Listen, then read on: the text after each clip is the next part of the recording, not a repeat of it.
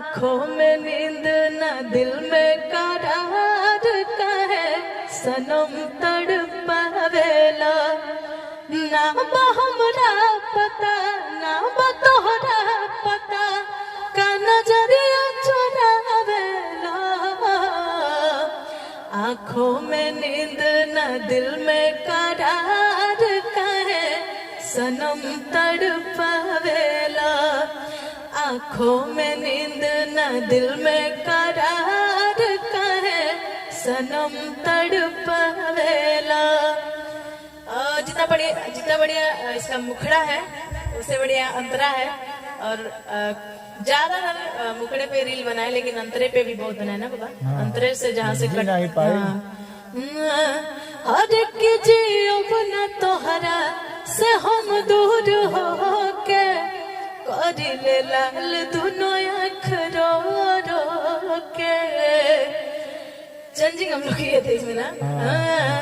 अरे कीजिए अब न तोहरा से हम दूर हो के करिले लाल दुनो आँख रो रो के ना सहाय सनम ए जुदाई सनम जीत जी का मुआवेला आँखों में नींद न दिल में करार कहे सनम तड़पावेला आँखों में नींद न दिल में करार कहे सनम तड़पावेला।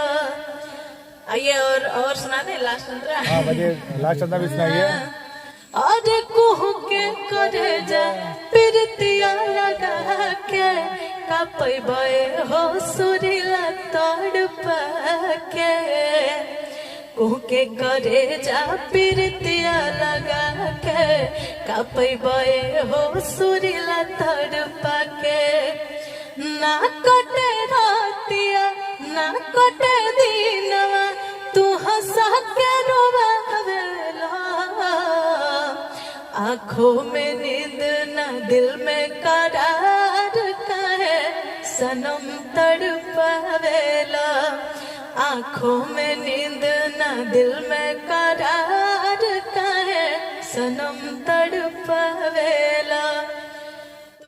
नमस्कार दोस्तों, ये सुनील सुरीला जी का ब्लॉग है। तो बहुत अच्छा गाना लिखते हैं वशिष्ठ सुनील सुरीला जी। और लोग एक बहुत प्यारा गाना जो कि अभी मार्केट में हमारे रेखा जी का बज रहा था कि आंखों में नींद न दिल में करार, रील पे ट्रेंड बज रहा है। अभी भी रील पे ट्रेंड कर रहा था, चल रहा है, बन रहा है रील दबा के। अभी 6-7 लाख पहुंचा है रील भी। तो बहुत लोग उठाए गाए हैं, बहुत अच्छे सिंगर, महान सिंगर उठाए गाए हैं उस गीतों को और बहुत ही सुरीले आवाज में गाए हैं।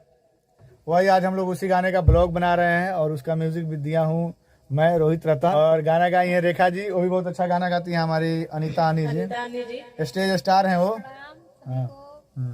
और बोलिए 2 शब्द आइए। धीरे धीरे मत बोलिए, जोर से बोलिए, आवाज नहीं जाएगा वहां तक। नमस्कार, प्रणाम, मैं सिंगर अनीता अन्नी।